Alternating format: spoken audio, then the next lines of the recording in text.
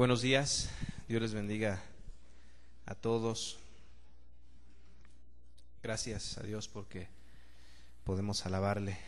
Vamos a hacer una oración y vamos a pedirle al Señor que nos ayude y nos bendiga el día de hoy. Señor, Padre, te agradecemos, Dios, Padre, por esta hermosa oportunidad que nos das de estar aquí, Señor. Gracias porque nos bendice, Señor. Gracias por cada persona, Dios, por cada familia, Señor, aquí representada. Jesús, te ruego en el nombre de Jesús, Señor, que seas tú ministrándonos, hablándonos, guiándonos, Señor amado, aún exhortándonos, Padre. Te lo ruego, Señor, en el nombre de Jesús. Amén. Quisiera, a manera de introducción, platicarles una pequeña, anécdota. Lógicamente es ficticia, y esta anécdota la tomé de un hombre que vivió hace muchos siglos, Esopo, pero creo que nos va a ayudar mucho a ejemplificar lo que Dios nos quiere hablar el día de hoy. Es únicamente a manera de introducción. Dice, según esta pequeña historia, que ya en alguna ocasión también creo que la hemos compartido, y habla acerca de la tortuga y la liebre. Es algo que seguramente todos hemos escuchado en alguna ocasión, de esta pequeña fábula. Y dice así, dice que todos los animales estaban reunidos a lo largo del camino que orillaba el bosque, porque era el día de la gran carrera anunciada entre la liebre y la tortuga. La ágil liebre se había burlado de la lenta y pesada tortuga y la había desafiado a una carrera. Nadie tenía dudas acerca de quién iba a ganar, pero todos pensaban que resultaría divertido observar el paso de ambos competidores. Junto al puente que cruzaba el arroyo, la liebre y la tortuga se dieron la pata, no la mano, y partieron tan pronto como el negro cuervo, que era el árbitro, lanzó un agudo graznido como señal. En ese momento la tortuga avanzó trabajosamente, tambaleándose sobre sus cuatro regordetas patas. La liebre saltaba con excitación a su alrededor, deteniéndose cada pocos metros para husmear y mordisquear los tiernos brotes que crecían junto al camino. Finalmente, para mostrar su despreocupación y el desprecio que le inspiraba a su adversario, la liebre cómodamente se tendió a descansar sobre un lecho de tréboles. La tortuga, entre tanto esforzada, avanzaba trabajosamente, centímetro tras centímetro. La carrera ha empezado, advirtió la cabra desde el lado del camino, pero la liebre respondió con impaciencia. Ya lo sé, pero la tortuga no podrá llegar antes del mediodía al gran olmo que está al otro lado del extremo del bosque, el cual es la meta. En esta confianza, la liebre se instaló a sus anchas y se quedó profundamente dormida. Mientras la tortuga avanzaba con mucha lentitud, los mirones se sintieron cada vez más excitados. Escudriñó el camino que tenía delante y ya la liebre dormía aún. Cada uno de sus diminutos pasos de la tortuga se acercaban más y más al olmo, la cual era la meta señalada. Avanzaba lenta y pesadamente, mientras todos los pescuezos se tendían a observar a la liebre, que dormía profundamente y confiadamente su siesta, encogida en una pequeña bola parda. Después de un lapso de tiempo que pareció interminable, la tortuga estiró su largo pescuezo y escudriñó el camino que tenía adelante. Allí, a pocos pasos a la distancia, se veía la imponente mole del gran olmo al que debía llegar.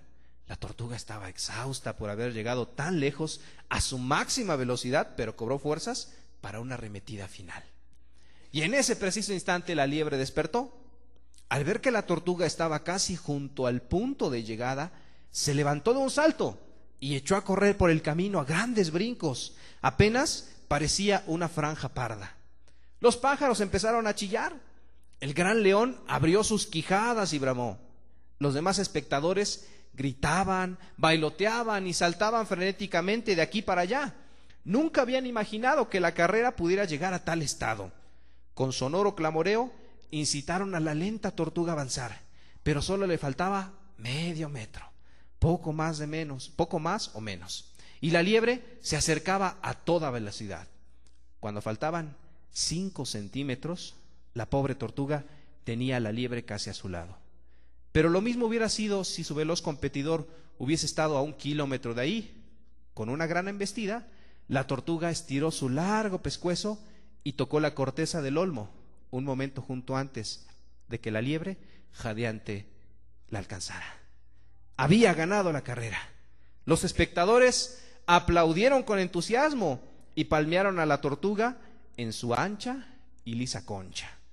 Esa liebre siempre estuvo demasiado segura de sí mismo, dijo el búho al águila. Desde ahora tendrá que comprender que no siempre es el más veloz quien gana la carrera. Esta es una pequeña anécdota, fábula, que bien o mal nos va a ayudar a entender una cosa. Hebreos capítulo 12, en el versículo 1. El día de hoy, el tema que vamos a hablar, lo titulé: corramos con paciencia la carrera que tenemos por delante. Hebreos 12:1 dice: por tanto, nosotros también, teniendo en derredor nuestro tan grande nube de testigos, despojémonos de todo peso y del pecado que nos asedia, y corramos con paciencia la carrera que tenemos por delante, dice la Escritura. En el contexto, la Escritura, Hebreos 12:1, nos está hablando el escritor de Hebreos de la fe. Nos está hablando de esa confianza, esa palabra que en alguna ocasión la hemos estudiado aquí en este lugar, pistis, esa confianza que nos lleva a poner por obra los mandamientos de Dios. Muchos, dice la Escritura, en Hebreos capítulo 11, no vamos a leerlo, pero dice ahí la Escritura que muchos por la fe alcanzaron muchísimas cosas, por la fe. En esos versículos, en ese capítulo, nos habla, entre otras personas, de Noé, nos habla de personas como Abraham, nos habla de personas como Sara, nos habla de personas como Jacob, como Moisés, como Rahab, como Gedeón, como Barak, Sansón, Jefté, Daniel, Samuel, etcétera, etcétera. Y la lista es interminable. Es decir, una multitud de personas que alcanzaron algo por la fe, por esa confianza que pusieron en Dios, en una confianza práctica de poner por obra los mandamientos de Dios. Entonces nosotros, teniendo alrededor nuestro tan grande nube de testigos, dice el escritor de Hebreos nos recomienda 2 cosas. Y son 2 cosas que quiero retomar el día de hoy, si es que tú quieres correr esta carrera, si es que tú quieres andar en el camino de Dios. ¿Qué cosas son estas? Dice el versículo: despojándose primero de todo peso. Es decir, despojarse de todo aquello que estorba para servir a Dios. Dice aquí: y del pecado que nos asedia. ¿Qué es aquello que estorba a una persona para buscar a Dios? ¿Qué es aquello que le impide a una persona para andar en este camino? El pecado. El pecado es el gran obstáculo. Y la segunda cosa que quisiera que el día de hoy comprendiéramos, 2 verdades, esas 2 simples verdades: que corramos con paciencia la carrera a la cual estamos siendo llamados. Tú y yo estamos siendo llamados a correr una carrera.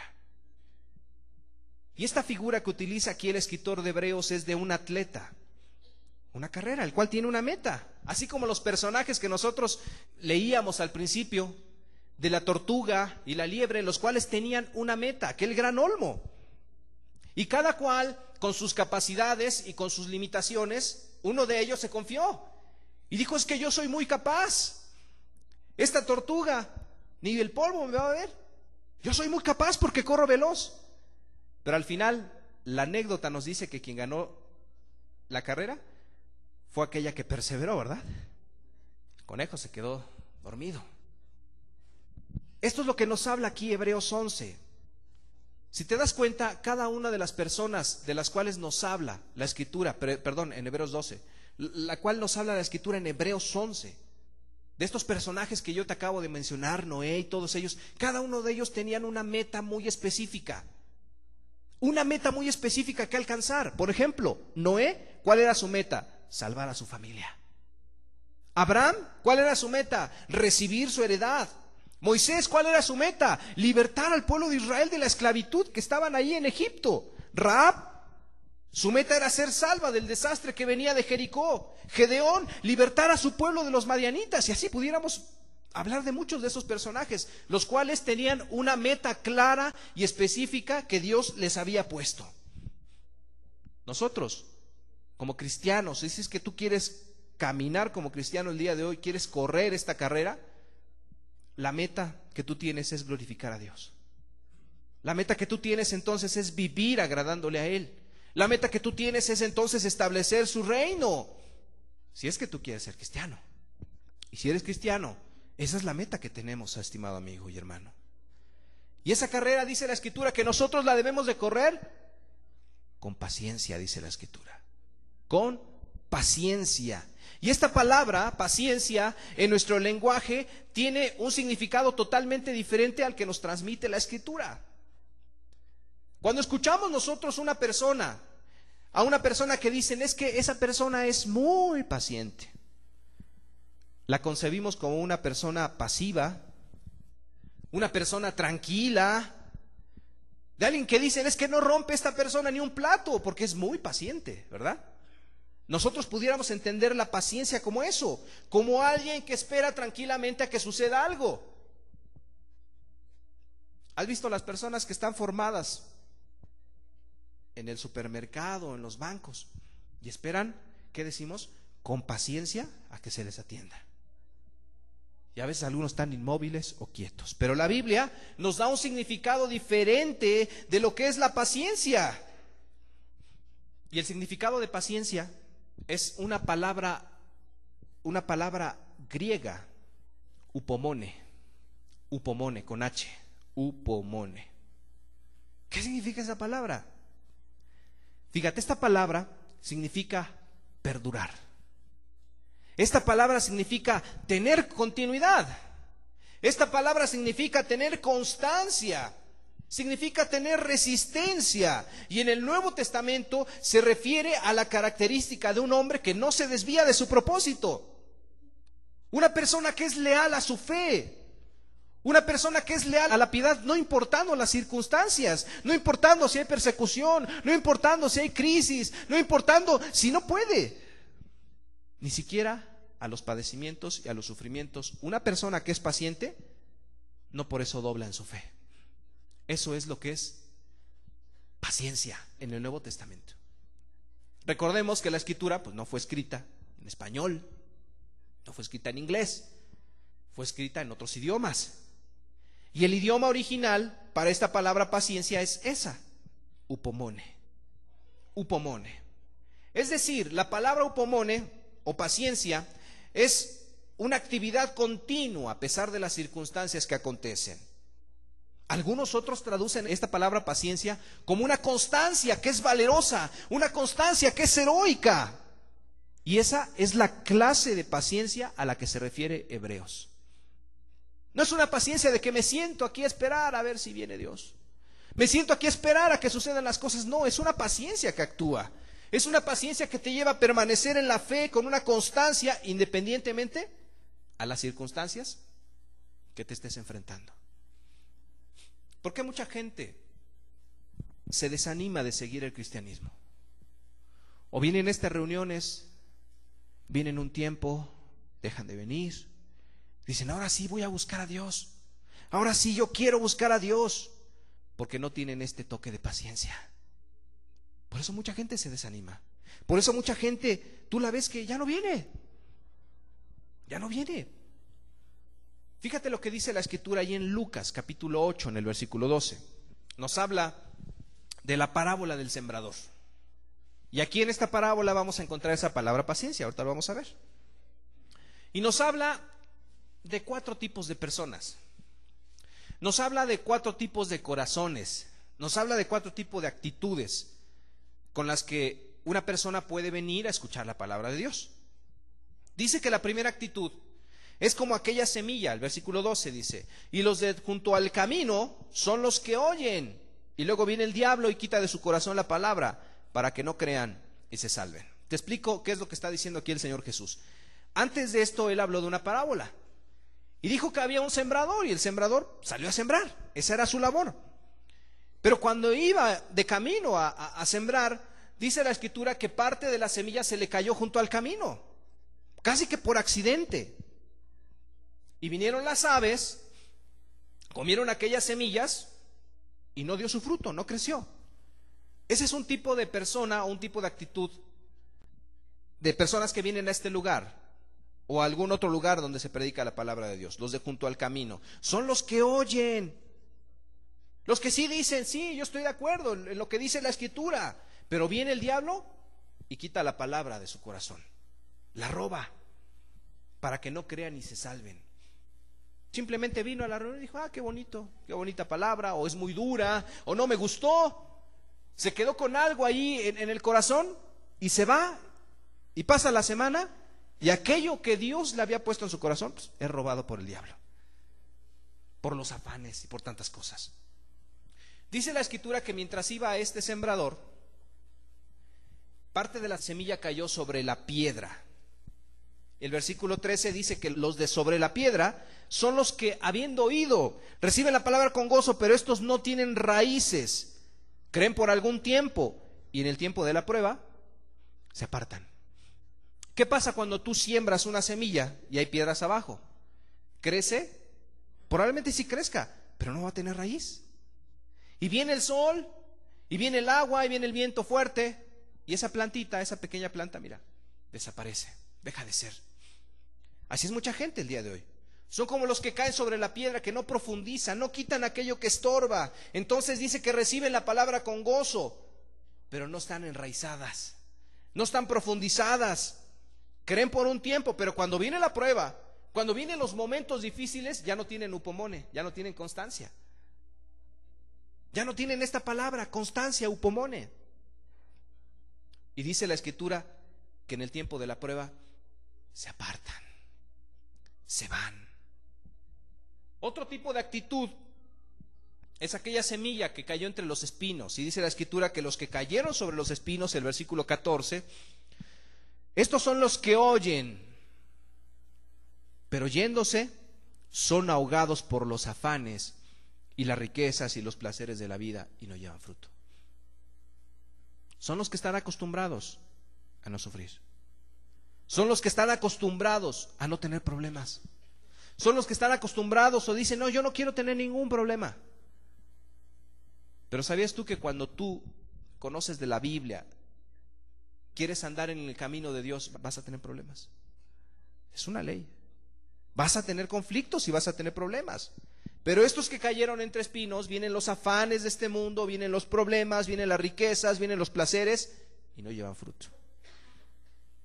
Mas la que cayó en buena tierra, dice la Escritura, el versículo 15, estos son los que con corazón recto, bueno y recto, retienen la palabra oída y dan fruto, ¿qué dice? Con perseverancia. Con perseverancia. Y aquí la palabra perseverancia, si tú la buscas en el griego, ¿sabes qué palabra vas a encontrar? Upomone. Tuvieron fruto y estuvieron de una forma paciente en el camino de Dios. En el camino de Dios. Y esto, sinceramente, yo creo que debe de llevarnos a reflexionar sobre qué tan perseverantes, qué tan constantes somos en aquello que Dios nos ha hablado. ¿Cuánto tiempo, por ejemplo, usted tiene viniendo a estas reuniones? ¿Cuánto tiempo tiene usted viniendo y asistiendo a este lugar? ¿O desde hace cuánto tiempo Dios le hizo entender que lo que usted necesita es el perdón de sus pecados? ¿O desde cuándo usted ha entendido que lo que necesita es arrepentirse, es pedirle perdón a Dios por toda la ola de maldad que ha hecho?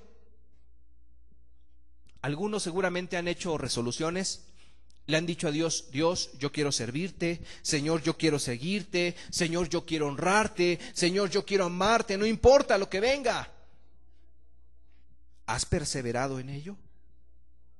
Has tenido esa constancia de decir, es que yo lo que le dije a Dios, en aquello yo he perseverado. Señor, te voy a obedecer a partir de hoy. O ya te cansaste, o no hay upomone, hay emoción únicamente. Y vienen las circunstancias que son difíciles y tu corazón y tu actitud cambia. Quisiera hablarte del ejemplo de una persona, de José. La Biblia nos narra de un hombre llamado José, el cual era uno de los hermanos menores de los hijos de Israel. Este muchacho, José, era un hombre muy especial. En primera, porque Dios estaba con él, y Dios, dice la Escritura, que le revelaba sueños, le revelaba cosas que acontecerían en un futuro. Lo conocieron como el soñador. Cada que tenía un sueño, él se lo contaba a su papá, se lo contaba a sus hermanos, y sus hermanos se burlaban y se enojaban por aquellos sueños que tenía. Esto no fue de agrado a sus hermanos. ¿Y sabes qué fue lo que hicieron con José, con este joven? En la primera oportunidad que tuvieron, dice la Escritura que lo tomaron y lo vendieron como si fuera un esclavo. Lo vendieron como un esclavo, sus propios hermanos. José entonces fue llevado a un país, Egipto, y en ese país no se honraba al Dios verdadero. Y José era un muchacho, era un joven tierno, el cual podía ser manipulable, el cual podía cambiar sus creencias, el cual podía cambiar su forma de vivir, porque él había aprendido las leyes de Dios con su padre. Pero ya no estaba su padre, ya no estaba en su tierra, ya no estaba en aquel lugar donde se adoraba a Dios, ahora estaba en un lugar completamente ajeno, donde se adoraba a otro tipo de dioses, donde el máximo Dios era ahí Faraón. Pero José, dice la Escritura, se guardaba con integridad. En la vida de José había una constancia en su vida por agradar a Dios y por depender de Dios, es decir, tenía upomone, tenía constancia. Y una constancia valerosa. En un país donde no se honraba a Dios, este hombre honró a Dios. Este hombre honró a su Señor. ¿Y tú sabías que Dios honró la constancia de este hombre? Dios honró el upomone de este hombre. Génesis capítulo 39, en el versículo 2, dice la Escritura, ¿qué es lo que pasaba con este hombre? Génesis 39, 2, dice la Escritura, mas Jehová estaba con José, y fue varón próspero, y estaba en la casa de su amo el egipcio. Y vio su amo que Jehová estaba con él, y todo lo que él hacía, Jehová lo hacía prosperar en su mano. ¿Por qué es que Dios hacía prosperar a José en todo lo que hacía? Porque Dios estaba con él. ¿Por qué Dios estaba con él? Porque José honraba la ley de su Dios en una tierra totalmente ajena. Estimado amigo y hermano, nosotros aquí, estando en esta reunión, pues tenemos cosas en común tal vez. Tal vez tú tienes interés en buscar la palabra de Dios, tal vez tienes ya muchos años leyendo la Escritura, pero cuando sales a un mundo que no tiene interés de Dios. Sales a un mundo que está influenciado por el faraón. Sales a un mundo que está influenciado por el diablo, a eso me refiero. ¿Cómo es tu vida? ¿Cómo es nuestra vida allá afuera? ¿Como la de José? ¿En una permanencia? ¿En una constancia? ¿O es una vida la cual se deja llevar? Se deja llevar por el viento, se deja llevar por aquellas cosas que te invitan, que te proponen. Con José no sucedía eso. Él era esclavo, y su amo podía decidir sobre él, matarlo, quitarle la vida, perdonarlo. Pero una cosa demostró José, que era un hombre en el cual estaba Jehová.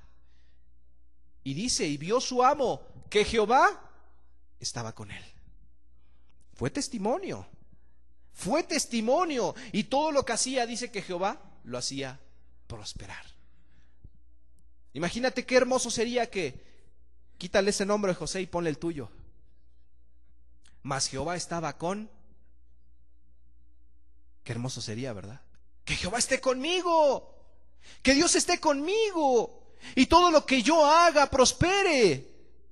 Que cuando esté con mis hijos prospere, que cuando esté predicándole a una persona prospere, que cuando esté tratando de bendecir a otra persona yo prospere. Pasó el tiempo y la vida de José fue puesta a prueba. El amo de José le entregó todo lo que era de su casa a José para que él lo administrara. Y no faltó el diablo. Vino la esposa de este hombre, de su amo, y lo obligaba hacia la inmoralidad. Le insistía: ven José, duerme conmigo. Ven José, duerme conmigo. Seguramente la esposa de este hombre ha de haber sido muy hermosa. Era la esposa de un gobernante. Y le insistía constantemente. ¿Y sabes qué pasó con José? No cayó. Se mantuvo firme, se mantuvo constante. Había una dependencia de José hacia Dios y Dios honraba las decisiones de José.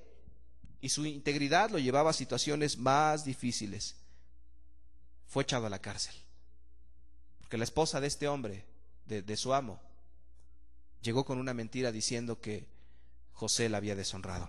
Y lo echaron a la cárcel. Pero aún en medio de la cárcel, este hombre se mantuvo firme. Acontecieron muchas cosas en la vida de José hasta llegar a ser el segundo hombre más poderoso de Egipto después de Faraón. Esa perseverancia de José tuvo un impacto no solo en su vida, sino en la vida de sus hermanos, porque a través de él Dios libertó, por decirlo así, de la hambruna a sus demás hermanos. Y la simiente de Dios pudo asentarse en Egipto. Y no solo eso, dice la Escritura que José tuvo 2 hijos. Uno de ellos se llamó Efraín y otro de ellos se llamó Manasés. Estos hijos habían nacido en Egipto. No tenía ningún contexto de la Biblia, no tenía ningún contexto de la palabra de Dios, pero ¿sabes qué? Por la integridad de José, Dios bendijo a Efraín y Manasés. Los bendijo. Fíjate lo que dice la Escritura en Zacarías capítulo 10, en el versículo 6. Es una palabra profética que Dios le da a Judá y le da a Efraín, uno de los hijos de José. Dice la Escritura, Zacarías 10:6, dice: porque yo fortaleceré a la casa de Judá y guardaré a la casa ¿de quién? De José. Y los haré volver, porque de ellos tendré piedad, y serán como si no los hubiera desechado, porque yo soy Jehová su Dios y los oiré. Fíjate, aquí habla de 2 personas: Judá, el cual Israel, el cual Jacob lo había puesto por líder de sus hermanos, pero habla de otra persona, de José. La integridad de José había trascendido en el tiempo y Dios quería bendecir a los bisnietos, a los tataranietos de José, por la integridad que este hombre había tenido. Y dice el versículo 7: y será Efraín como valiente. ¿Quién es Efraín? Era uno de los hijos de José. Efraín será valiente y se alegrará su corazón como a causa del vino. Sus hijos también verán y se alegrarán. Su corazón se gozará en Jehová. La constancia que tuvo José tuvo un fruto para muchos años después. ¡Qué hermoso! Que tu constancia no únicamente rinda frutos en tu vida, que digas yo conozco a Cristo, que digas yo fui perdonado, que digas yo ya me arrepentí y ahora tengo a Cristo, lo tengo en mi corazón, quiero servirle, quiero amarle, sino que esa constancia rinda frutos para tus hijos, para tus próximas generaciones. Eso es hermoso. Si Dios lo hizo con José, lo puede hacer con cualquiera de nosotros también. Lo que se requiere aquí es perseverancia. Y yo quisiera aquí hacer una reflexión acerca de nosotros y nuestra familia. Por ejemplo, ¿cómo es tu perseverancia en la crianza de tus hijos? A lo mejor habrá personas que digan aquí: hermano, pues yo ya, mis hijos ya partieron, ya son grandes. Pero aún a través de ello, a través de tu ejemplo, tú puedes seguir educando a tus hijos. Aún así ellos sean adultos y sean grandes. Con tu ejemplo. Tal vez hasta este momento lo único que has dado es un mal ejemplo a tus hijos y has perseverado, no en Dios, sino en el mal. El día de hoy, la invitación es a que perseveres en lo que agrada a Dios. Hay personas que dicen: es que hermano, yo lo he intentado una y otra vez. Yo he intentado una y otra vez agradar a Dios y no puedo, siempre caigo en lo mismo. Intento y a lo mejor sí 1 semana, 2 semanas, 1 mes, pero después vuelvo a caer. ¿Sabes cuál es el secreto? No hay secreto, está en la Biblia.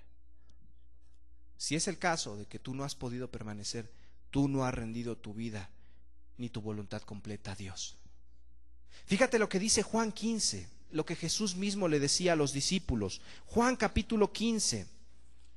Y esto es una verdad para nosotros también. Si tú dices, es que yo no puedo, hermano, es que yo lo he intentado, hermano, es que yo he querido buscar a Dios y siempre caigo en lo mismo, siempre caigo en los mismos pecados, no puedo. Juan capítulo 15 en el versículo 2, 15:2. Dice Jesús, son palabras de Jesús. Desde el versículo 1, yo soy la vid verdadera, decía Jesús, y mi Padre es el labrador. Todo pámpano que en mí no lleva fruto lo quitará, y todo aquel que lleva fruto lo limpiará para que lleve más fruto, dice el versículo. El versículo 4, permaneced en mí y yo en vosotros. Como el pámpano no puede llevar fruto por sí mismo si no permanece en la vid, así tampoco vosotros si no permanecéis en mí. ¿Te das cuenta esta palabra que aparece aquí varias veces? Permanecer, permanecer, permanecer. Perseverar, perseverar, perseverar. Si tú no perseveras estando pegado a Cristo, con toda humildad diciendo, Señor, es que yo no puedo. Si tú no humillas tu vida, todo tu ser delante de Dios y le dices, Señor, ayúdame, no puedo. Separado de mí, nada podéis hacer. Aquí el secreto no es este lugar, amigo. Aquí el secreto no es el pastor o quien te predica. Aquí el secreto, por decirlo así, porque está aquí a todas luces, es Cristo mismo. Si permanecéis en mí y mis palabras permanecen en vosotros, dice la Escritura, pide todo lo que quieras y te será concedido. ¿Por qué mucha gente no permanece entonces? ¿Por qué mucha gente no persevera? Porque no ha permanecido en Cristo, en su voluntad, en sus mandamientos, en sus principios, en lo que Dios te ha hablado y tú sabes que tienes que cambiar en tu vida. Esto no es mágico. Esto no es mágico. Dios estableció leyes y una de las leyes es esta. Si tú no permaneces en Cristo, no puedes llevar fruto. ¿Quieres que tus hijos se salven? Permanece en Cristo. ¿Quieres ver una vida de libertad del pecado? Permanece en Cristo. ¿Quieres ver una vida que dé testimonio a los demás? Permanece en Cristo. Ese es el gran secreto. Si con este versículo nos fuéramos a casa y olvida todo lo demás, pero este versículo, si lo tuvieras profundamente en tu corazón, sería suficiente. Sería suficiente. Pero bueno, hay más cosas ahorita que hablar. Fíjate, para perseverar necesitamos entonces la ayuda de Dios. Nunca lo vas a poder hacer solo. Nunca lo vas a poder hacer solo. Si fuera así, Dios no hubiera mandado a Cristo a morir en la cruz. Porque tú tuvieras la capacidad y yo tuviera la capacidad de decidir y decir, sí, yo voy a vivir en santidad. Necesitamos a Cristo, amigo y hermano. Lo necesitamos a Él. Necesitamos perseverar en Él.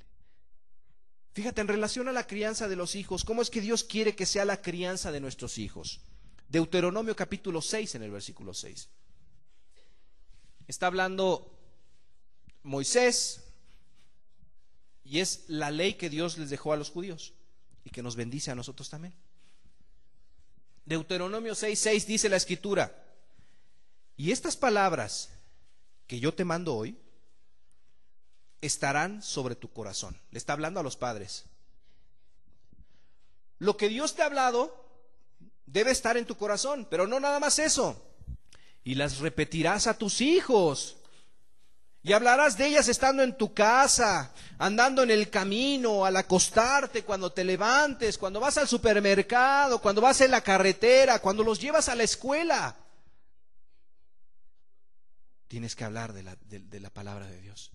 Tienes que hablarles de Dios. Y dice la Escritura: y las atarás como una señal en tu mano, y estarán como frontales entre tus ojos, y las escribirás en los postes de tu casa y en tus puertas. Y dice, la repetirás constantemente, con perseverancia. Así es como Dios quiere que nosotros criemos a nuestros hijos, con perseverancia. El mandamiento de los israelitas era constantemente repetir la ley de Dios en todo momento y en toda situación. En todo momento. Y fíjate, esto traía sus beneficios. Esto traía sus beneficios a los judíos. ¿Sabes qué beneficios traía? Por ejemplo, el aprendizaje de la ley primeramente, la escritura y la lectura también. Escritura y lectura. Dos cosas de las cuales nuestro querido país está batallando, porque no leemos. Fíjate, no me voy a salir del tema, pero es un dato interesante y curioso. De acuerdo con algunos estudios actuales acerca del desarrollo del cerebro de los niños y de algunos principios del aprendizaje, dicen que los niños que escasamente escuchan el lenguaje durante sus primeros años de vida suelen tener problemas para desarrollar su lenguaje en edades posteriores.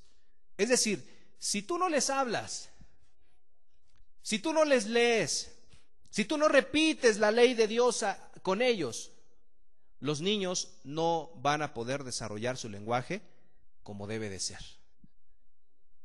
Por eso es que hay muchos niños que están en terapia de lenguaje, porque no desarrollaron esa parte del lenguaje. Es que, hermano, yo sí les hablo a mis hijos. Sería bueno que leyeras la escritura con ellos y vas a ver cómo su lenguaje se va desarrollando. No solo eso, sino que según algunos estudios, desde los primeros días de vida, los bebés son capaces de distinguir los sonidos que se usan en diferentes idiomas y que después ellos los van estructurando y comprendiendo. Y de esto depende el lenguaje. Por ello también es importante hablar apropiada y correctamente a los niños, a nuestros hijos. Es curioso y es chistoso cuando un bebé a lo mejor está aprendiendo a hablar y quiere algo y dice dudú, ¿no? Y a lo mejor el libro le dice, ¿qué es dudú? Y nosotros decimos, ¡ay, quiere su dudú! Ten tu dudú, hijo. El libro. Hay que hablar apropiadamente con los niños. Si no, no desarrollan su lenguaje. Y eso está comprobado científicamente. ¿Sí? Por ahí se rieron algunos adolescentes, no sé por qué. A lo mejor todavía dicen dudú. Tenemos que desarrollar el lenguaje de nuestros hijos correctamente. ¿Cómo lo vamos a hacer? Hablando con ellos. ¿Qué mejor que hablando y repitiendo la ley de Dios? Dios ordenaba a los padres repetir las palabras del mismo.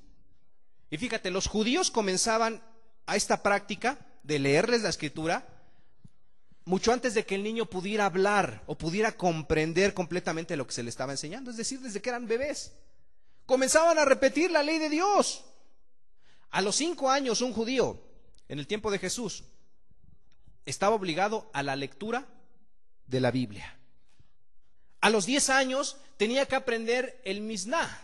¿Qué es el Misná? El Misná eran algunos preceptos, algunos estatutos. Por decirlo así, eras de cuenta que los mandamientos explicados, hablados y te daban principios. Tenían que aprenderlos. Y a la edad de los 13 años a los 15 años deberían de aprender el Talmud, que era una compilación también de muchos tomos acerca de muchos preceptos acerca de la ley. Es decir, la vida de los judíos, una vida constantemente de lectura, una vida constantemente de estar estudiando la palabra de Dios. Eso les traía beneficios. ¿Y sabes cuáles son los beneficios, por ejemplo, de la lectura? Si es que tú no lees, te invito a que lo hagas, a que leas con tus hijos. Y los beneficios de la lectura, entre otras cosas, es un desarrollo intelectual adecuado. ¿Por qué los niños tienen problemas con matemáticas? ¿Por qué los niños tienen problemas para comprender ciertas palabras en la Biblia? O aún nosotros mismos. Porque no leemos.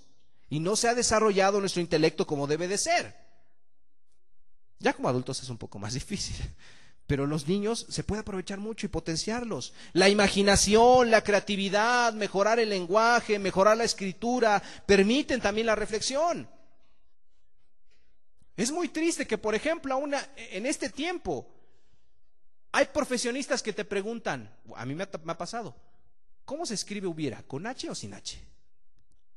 Profesionistas. Y dices, oye, ¿no fuiste a la escuela? Es parte de lo que te da la lectura.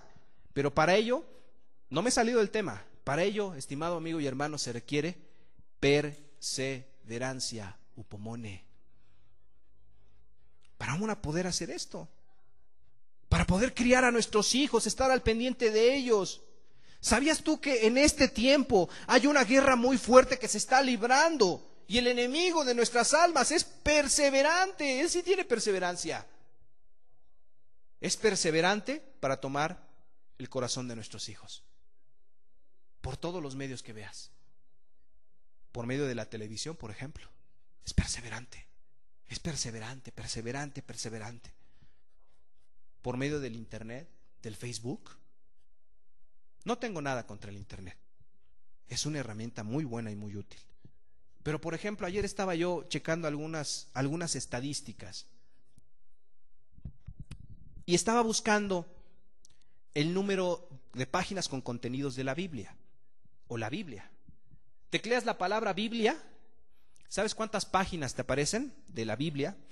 Afortunadamente ya son muchas. 75 millones de páginas de la Biblia en todo el mundo. Biblia, Bible, etc. 75 millones.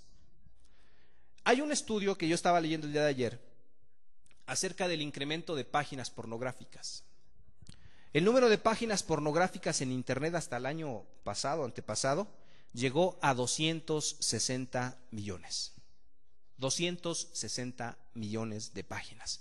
Lo que representa 1800% de aumento en comparación a hace 5 años. 1800% más que hace 5 años. O sea, la probabilidad de que cuando tu hijo está en internet, la probabilidad de que encuentre un contenido de la Biblia, un contenido comparado con la pornografía es de 3-1. Mientras le da un clic, es posible que encuentre 3 páginas pornográficas por una de un contenido de la Biblia. Y esto, sinceramente, estimados amigos y hermanos, es espantoso. Espantoso. El diablo es perseverante.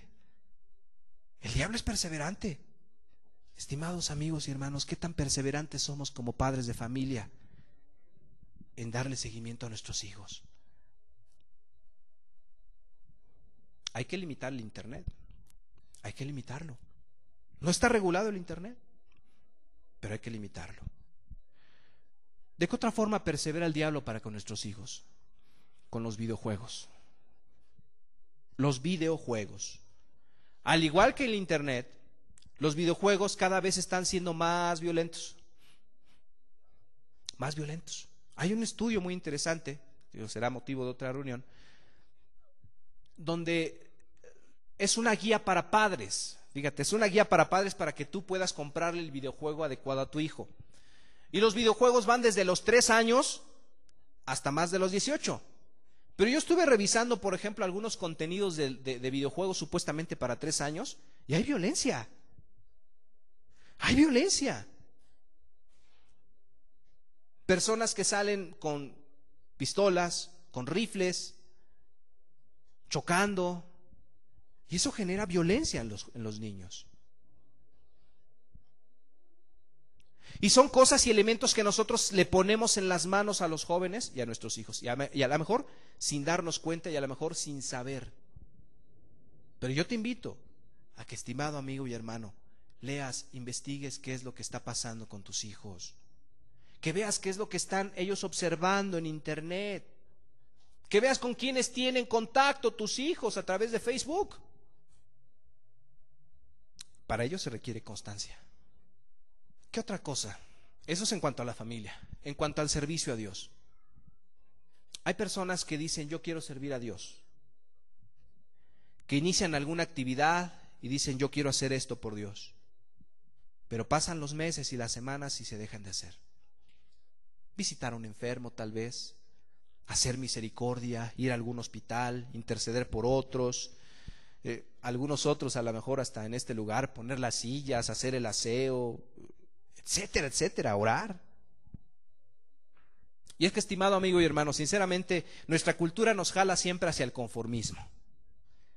allá al más o menos, ahí la llevo, ahí se va. ¿Cómo estás, hermano? Pues ahí voy, ahí más o menos la llevo. Y muchas veces, sinceramente, la mediocridad y el conformismo, que es parte de nuestra cultura, la llevamos a lo espiritual. Y por eso es que hay desánimos. Amigos y hermanos, tenemos una carrera por delante. Tenemos una carrera. ¿A qué te llamó Dios? ¿A correr esta carrera medianamente? Fíjate lo que dice Lucas 21:19. Si tú dices, es que, hermano, yo estoy buscando mi salvación, yo quiero encontrar a Cristo, yo quiero que Cristo me perdone. Lucas 21:19. Está hablando el Señor Jesús. Son casi sus últimas palabras del Señor Jesús. Dice Lucas 21:19: con vuestra paciencia ganaréis vuestras almas. Con vuestra paciencia ganaréis vuestras almas. La palabra que quiero resaltar aquí es paciencia. Esta palabra paciencia es upomone también. Upomone. Quiero rápidamente hablarte de dos ejemplos acerca de la paciencia. Uno de ellos está en Jueces capítulo 7, versículo 1. Y es el ejemplo de un hombre llamado Gedeón. Un hombre llamado Gedeón. Jueces 7:1 dice: levantándose pues de mañana, Jerobbaal, el cual es Gedeón, y todo el pueblo que estaba con él, acamparon junto a la fuente de Arod, y tenía el campamento de los madianitas al norte, más allá del collado de More, en el valle. Te explico. Dice la Biblia que en este tiempo de Gedeón, Israel, el pueblo de Israel, estaba siendo invadido por algunos hombres, por un grupo de personas que se llamaban los madianitas.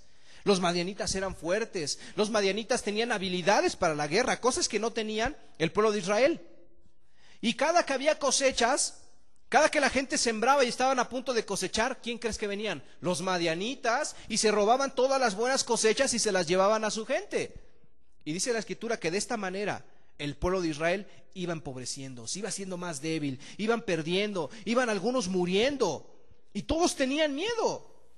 Pero se levantó un hombre llamado Gedeón, el cual dice la Escritura que él quiso pelear por Dios y por Jehová. Y Dios le dijo: está bien, ven, y yo quiero que pelees con la gente. Y dice aquí la Escritura que se levantó de mañana y estaban los madianitas ahí alrededor. El versículo 7. Entonces Jehová dijo a Gedeón: con estos 300 hombres que lamieron el agua os salvaré, y entregaré a los madianitas en tus manos, y váyase toda la demás gente, cada uno a su lugar. Le está diciendo Dios a Gedeón: no va a ser con las multitudes que te voy a salvar, va a ser con estos hombres, 300 hombres únicamente para una multitud. ¿Cuántos eran los amalecitas? Versículo 12.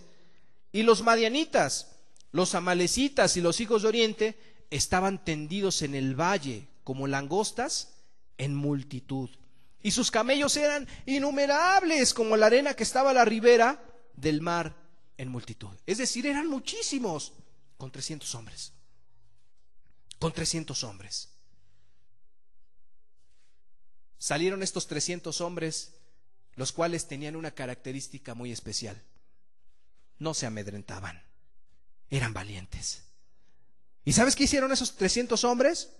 Gedeón los instruyó: en su mano agarren una antorcha y en la otra agarren una vasija, y lo que vean que yo haga, háganlo. Y dice la Escritura que Gedeón mete la antorcha dentro de la vasija, se van hacia donde está la multitud. Cuando están cerca de la multitud de los enemigos, rompen las vasijas y empiezan a gritar: por Gedeón y por Jehová. Y hubo una confusión en aquel pueblo, en aquella multitud de enemigos, que se empezaron a matar unos contra otros. Y así Dios le dio la libertad al pueblo de Israel. Capítulo 8, el versículo 28 de Jueces, dice: y así fue subyugado Madián delante de los hijos de Israel, y nunca más volvió a levantar la cabeza, y reposó la tierra 40 años en los días de Gedeón. Fíjate las características que había aquí. Primero, había un pueblo que tenía temor, pero Gedeón tuvo que perseverar en aquello a lo que Dios le mandó. Y Dios entregó en la mano de Gedeón a más de 10,000 madianitas, con 300 hombres únicamente. ¿Qué hubiera pasado, estimado amigo, si Gedeón se hubiera desanimado? Que hubiera visto aquella multitud de madianitas y él con sus 300 hombres. Aquella multitud de hombres, todos preparados para la guerra. Y él con su antorchita y su vasijita. Un pueblo en mucha desventaja, ¿verdad? Pero dice la Escritura que él quería correr la carrera que Dios le había puesto por delante. Si Dios le dijo que le iba a dar la libertad de su pueblo, que le iba a dar la victoria, él le creyó a Dios y con paciencia corrió la carrera y Dios le dio la victoria. A lo mejor tú ves, consideras tu vida y dices, como Gedeón, yo nada más tengo mi antorcha y mi vasija, no tengo más. Con eso Dios te puede dar la victoria. Con eso Dios te puede llevar a criar a tus hijos. Otro ejemplo, muy rápido. Segundo libro de Samuel, en el versículo 23. Vamos a ver el ejemplo de un hombre llamado Sama. Sama, muy poco se habla de él. Pero Sama fue uno de los valientes de David. Déjame decirte que David, al ser un rey, él tenía un grupo, así como por decirlo, de élite, los cuales eran valientes, los cuales no se amedrentaban. Y dice que sus corazones y sus rostros eran como rostros de león. Eran valientes. Y uno de ellos fue Sama. Segundo de Samuel, en el capítulo 23, versículo 11, dice: después de este fue Sama, hijo de Age Ararita. Los filisteos se habían reunido en Leí, donde había un pequeño terreno de lentejas, y el pueblo había huido delante de los filisteos. Él entonces se paró en medio de aquel terreno y lo defendió y mató a los filisteos, y Jehová le dio una gran victoria, dice la palabra de Dios. Déjame te explico qué es lo que está diciendo aquí. Todos, dice la Escritura, huían para salvarse. Vino el pueblo enemigo, vinieron los filisteos, los cuales estaban más preparados que los hijos de Israel militarmente. Y cuando vinieron los filisteos, ¿sabes qué fue lo que hizo el pueblo? Todos huían, todos corrían, todos decían: sálvense. El enemigo estaba a la puerta, dispuesto a tomar todo lo que estuviera a su paso. Y de repente estaba Sama también, queriendo huir. Pero dice la Escritura que este hombre tomó firmeza y se paró. Sama se paró en medio de su campo de lentejas, de un terreno de lentejas. Seguramente consideró y dijo: este terreno Dios me lo ha dado. Este terreno yo lo cultivé. Este terreno me costó mucho trabajo. ¿Para dejarlo? ¿Para abandonarlo? Tengo que perseverar, dijo Sama. Tengo que ser valiente. Debo tener paciencia. Y yo te pregunto, ¿tú estás perseverando en tu campo de lentejas? ¿Estás perseverando en tu campo de lentejas o ya lo abandonaste? Cada quien sabe qué es su campo de lentejas. Puede ser tu familia, puede ser tu propia vida, pueden ser tus hijos. Ahí donde Dios te puso, en ese terreno, en ese campo, que seguramente tú has estado cuidando, labrando, estando ahí constantemente, regándolo. ¿Has perseverado en ello? Dice la Escritura que Sama se paró en medio de ese campo de lentejas. Y casi que estuvo dispuesto a morir. Cualquiera hubiera pensado que hubiera muerto. Venía todo un ejército contra un hombre. Sí, lógico. Pero ese hombre se paró. Y dice la Escritura que Dios le dio a Israel una victoria a través de ese hombre llamado Sama. Venció a todo un ejército, un hombre. Es un milagro. Es un milagro. Sama entonces corrió con paciencia la carrera, a defender lo que Dios le había dado. ¿Tú estás defendiendo lo que Dios te ha dado? Ya sea una gran empresa, una gran actividad como la que Dios le dio a Gedeón de libertar a toda una nación. A lo mejor a ti Dios no te ha llamado a libertar una nación. Dios a nosotros nos ha dado un pequeño campo de lentejas, nuestra familia, nuestros hijos. Así como el caso de Sama, Dios te llama a perseverar. Vamos a leer segunda carta a Timoteo capítulo 4 en el versículo 7. Estimado amigo y hermano, esta carrera acaba de comenzar. Nos falta mucho por andar. Fíjate lo que decía el apóstol Pablo, le decía a Timoteo. Yo creo que ninguno de nosotros estamos en una situación similar. Pero fíjate lo que decía el apóstol Pablo. He peleado la buena batalla. He acabado la carrera. He guardado la fe. ¿Alguien aquí podrá decir, he acabado la carrera, hermano? No. Algunos la acabamos de comenzar. No nos vaya a pasar como aquella liebre que nos confiemos y nos durmamos. He acabado la carrera, decía el apóstol Pablo. ¿Y sabes cuál era la mirada del apóstol Pablo y que debe de ser también nuestra mirada? Versículo 8. Por lo demás, me está guardada la corona de justicia, la cual me dará el Señor juez justo en aquel día. Y no solo a mí, decía el apóstol Pablo, sino a todos los que aman su venida. He peleado la buena batalla. He acabado la carrera, decía el apóstol Pablo. Como te comentaba, ni tú ni yo hemos acabado la buena carrera. Nos falta mucho por andar. Pero te pregunto, ¿cómo correrás la carrera? ¿Con paciencia? ¿Con upomone, esa palabra rara en griego que estábamos comentando desde hace rato? ¿O serás como aquella liebre confiada, adormilada y que las cosas sucedan? Vamos a cerrar nuestros ojos, por favor.